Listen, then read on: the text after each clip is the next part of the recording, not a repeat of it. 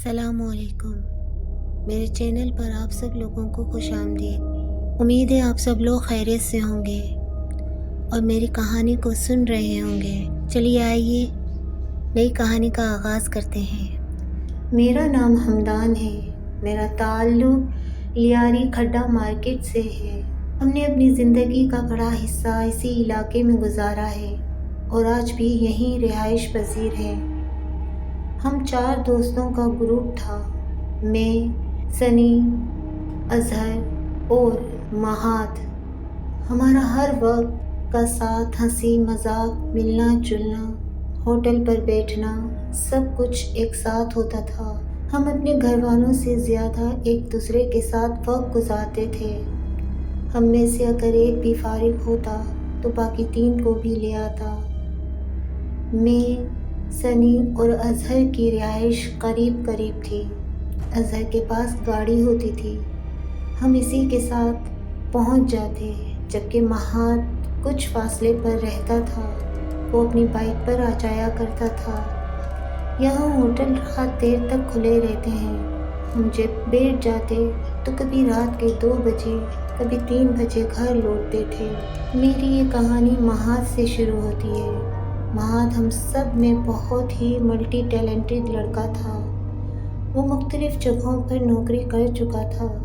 ان دنوں وہ ایک نئی جاب کر رہا تھا، صابن بنانے کے کارخانے میں۔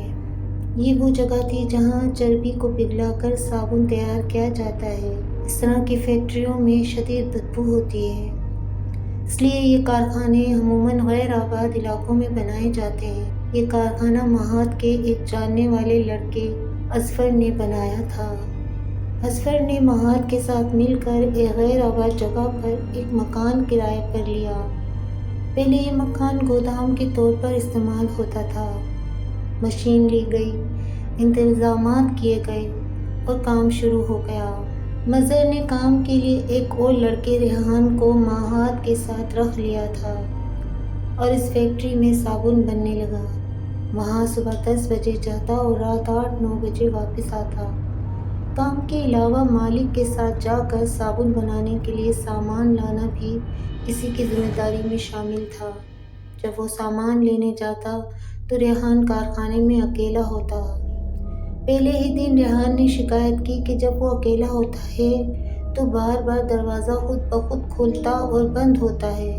اس کا کہنا تھا کہ یہاں چیزیں ہیں جو تنگ کرتی ہیں۔ بعد میں انہیں پتہ چلا کہ وہاں چیزیں نہیں بلکہ پورا جنات کا قبیلہ آباد تھا، جنہیں ان لوگوں کا وہاں آنا پسند نہیں تھا۔ ابھی تو آغاز تھا۔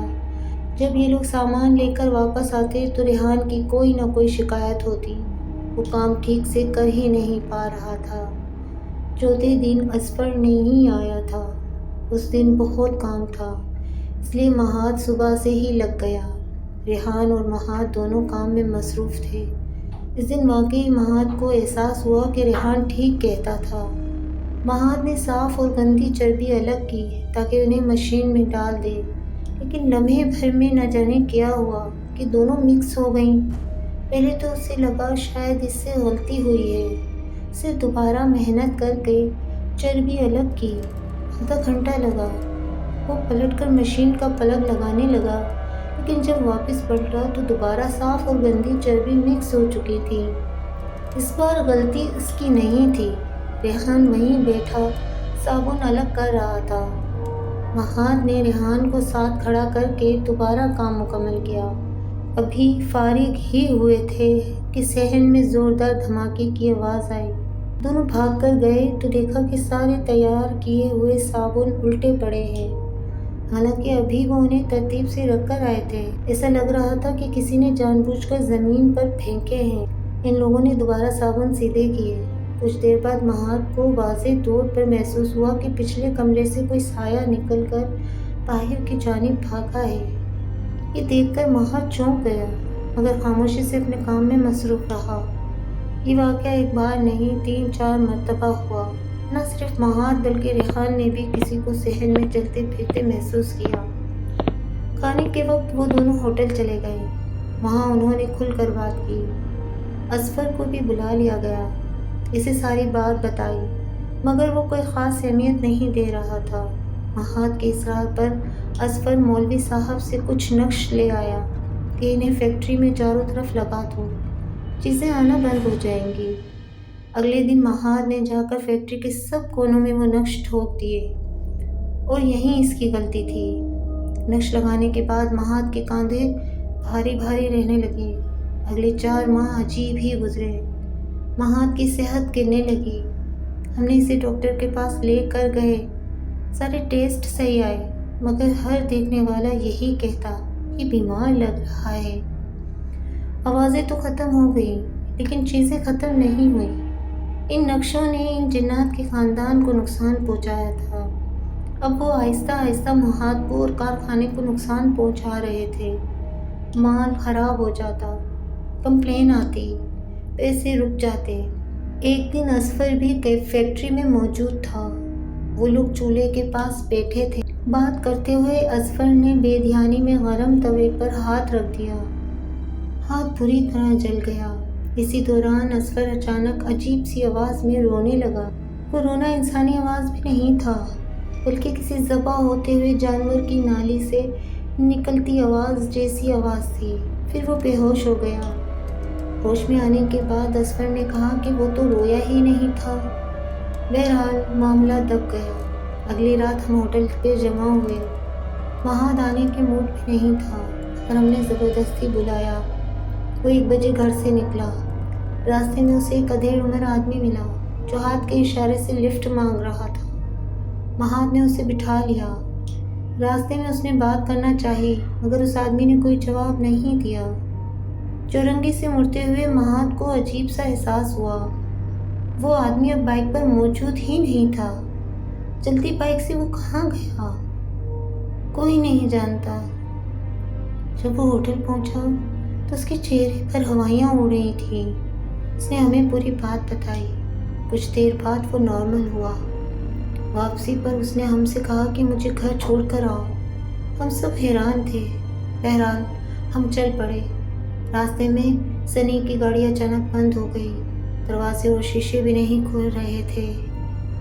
میں اور وہ لوگ شدید خوفزدہ ہو گئے۔ کچھ دیر بعد گاڑی خود چل پڑی۔ مہات کو گھر چھوڑ کر واپس آئے۔ اس کے گھر کے باہر مجھے کیل لگ گئی۔ اس رات مہات سویا تو خواب میں ایک سرکٹا اسے دھمکا رہا تھا کہ تو میرے راستے سے گزرا ہے، میں تجھے نہیں چھوڑوں گا۔ صبح اس کا چھوٹا بھائی انس آیا اور بولا، بھائی میں نے رات عجیب خواب دیکھا۔ سلمان بھائی کی بائک پر ایک سرکٹا بیٹھا تھا۔ سب کچھ مہات نے دیکھا تھا۔ اس بچے نے بھی خواب میں ویسا ہی دیکھا۔ مہات کا رنگ اڑ گیا۔ ہم فوراً ایک بزرگ کے پاس گئے۔ انہوں نے بتایا کہ فیکٹری والے نقشوں سے جنات کے خاندان کو نقصان ہوا ہے۔ وہ مہات کے پیچھے پڑ گئے ہیں۔ وہ سرکٹا راستے سے لگا ہے۔ 6 ماہ علاج چلتا رہا۔ ابتدا میں حالات بہت خراب تھے، پھر مہات نے معافی مانگی، بزرگوں نے مدد کی اور حالات ٹھیک ہو گئے۔ الحمدللہ آج مہات ٹھیک ہے، مگر فیکٹری تباہ ہو گئی، نقصان ہی نقصان ہوا۔ آخر کار بند کرنا پڑا۔ ہم دوست آج بھی ویسے ہی ملتے ہیں۔ آپ کو کہانی کیسی لگی ضرور بتائیے گا۔ اگر کہانی پسند آئے تو چینل کو سبسکرائب کر دیجیے گا۔